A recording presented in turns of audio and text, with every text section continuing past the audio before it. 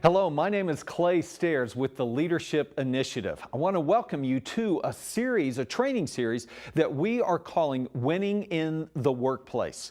Are you by any chance a business owner out there and you're looking at your employees and you're just going, how come they don't get it? What is up? And it's just draining you because you are finding that you have to do all of the work all the time and you're wanting to be able to pass it off, but you can't. And so you're just stuck in that spot of wanting a successful company, but you're just, how am I going to do this? Or how about this? Maybe you're a manager.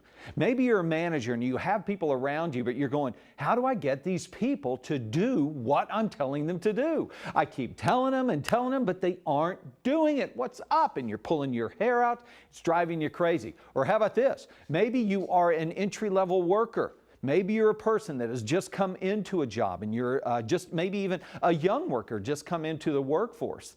And you're wondering, how do I get promoted? How do I get more money? Where's the path? How do I get noticed so that I can grow and move forward in my life and in my business?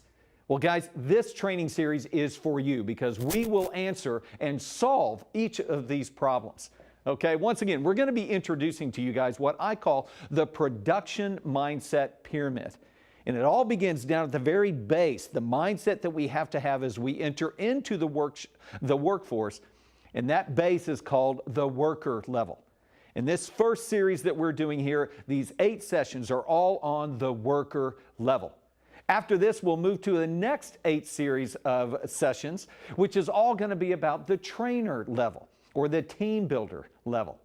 And then next after that is into the manager. How can we be better managers? How can we get people to do what we want them to do?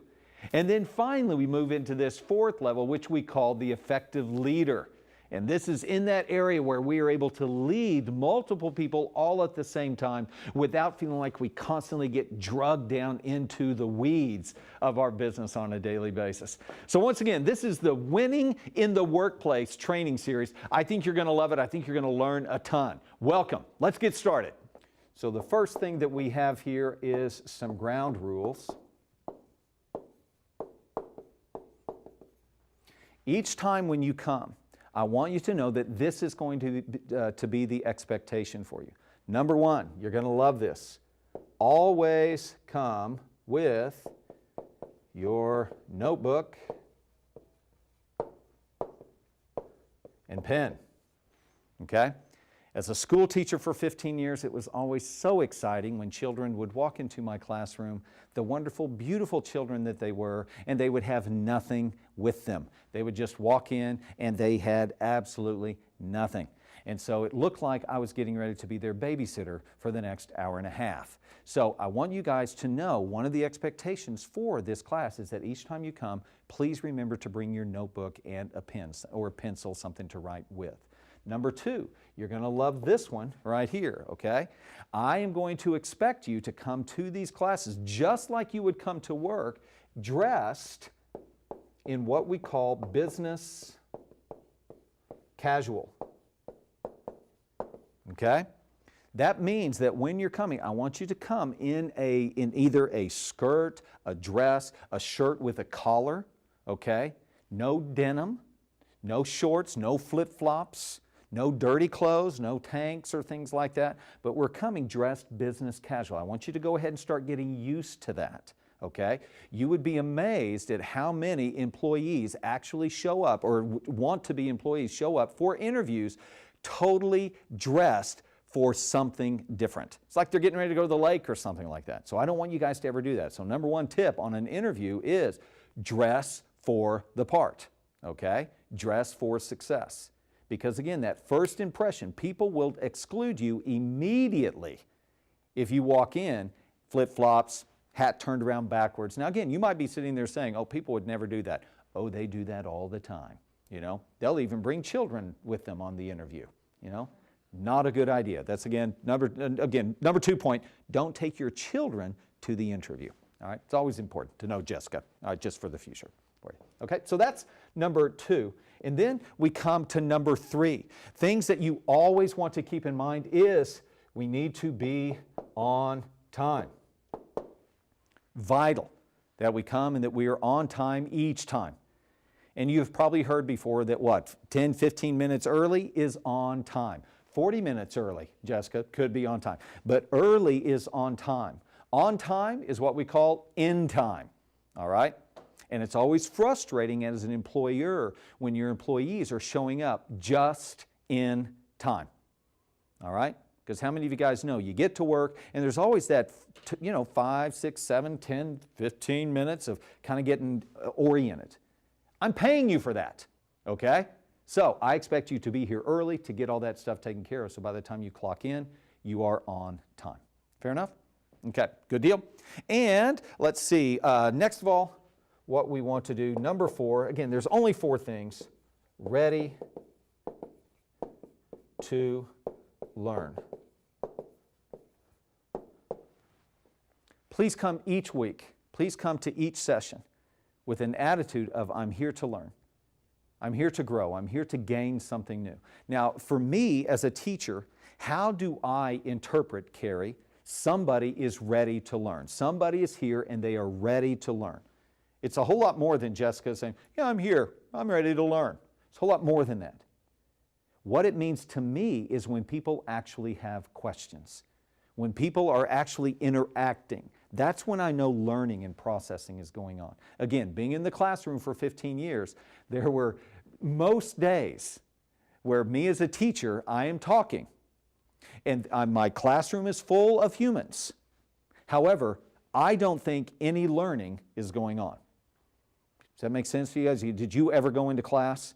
You sat in class maybe an entire day. Maybe, Gianna, okay? Probably not, but maybe an entire day. Class to class to class. You went to the class. You were physically there, but learning never took place. You guys know what I'm talking about there? It can happen, okay? So what I'm going to do is I'm going to ask you, if you can, to be careful not to fall into that trap. If possible. We don't want this to distill down to, oh, this is just like my science class, and Clay's just like my science teacher, okay? That's not the case. Okay? This isn't science and I'm not your science teacher. We're trying to help equip you with tools to be successful outside of class. Okay? Not just to be successful one day, cram the night before, come in, be successful in class by being able to regurgitate all that information and do good on a test.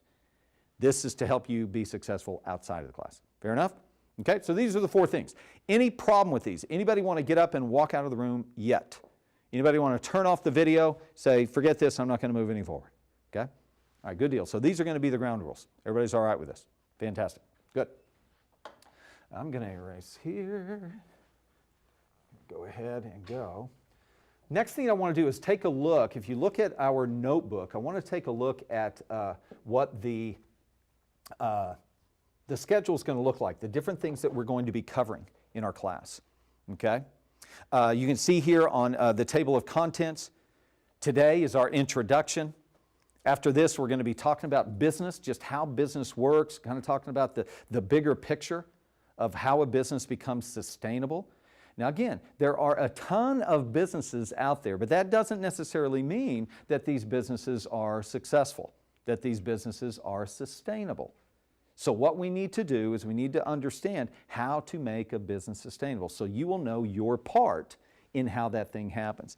From there, we're going to be talking about how STAR employees think about work. Jessica, I've just had a ton of employees, I actually used to be one of these employees for a long period of time, that was in the job, they were working, but most of our employees are actually at work, but they're disengaged. Work is like a necessary evil for them. Does that make sense? I've got to work because I've got to have money because I've got to pay for this stuff. And so this kind of idea and this kind of is what we bring to work. As a matter of fact, 73% of the American workforce right now is disengaged in work. Disengaged. 23% of those 73 are actively disengaged. I don't even know what that means. Okay, I can only imagine, Gianna, I can only imagine actively disengaged means I'm actually driving to work, planning on being late, planning on not doing anything while I'm there, and just kind of blowing off. That's the only thing that they're actually planning on doing nothing, actively disengaged. 23% of our workforce, okay? And then obviously we get frustrated. How come I'm not getting a raise? How come I'm not getting promoted? I hate this job. Well, he's just not engaged. Fair enough? So we want to talk about how STAR employees actually think about work. From there, we'll be talking about the purpose of employee evaluations. Now, you guys, have you ever done this? Have you ever done this? Because primarily you've been in school so far. Have you ever been in a place where you took a test, you thought you did really good on the test, and then you get the test back, and you didn't do good on the test? Anybody been there before? Okay. Did any of you at any time ever have a thought, even for a fleeting moment, my teacher is stupid? It's the teacher's fault. You know? Well, for those of us on the camera, have you ever been in a spot where you have gone in for an employee evaluation and the evaluation didn't come back the way you wanted it to come back? It's interesting how we have the same response to that. We go, well, that's not fair. They just don't like me. Well, we find all kinds of excuses as to why, as opposed to thinking, well, evidently I didn't know what I thought I knew. Okay? So we're going to talk about the importance of employee evaluations and how not to get caught in the trap, Gianna, of when you get evaluated poorly, how not to just blame somebody else. Okay?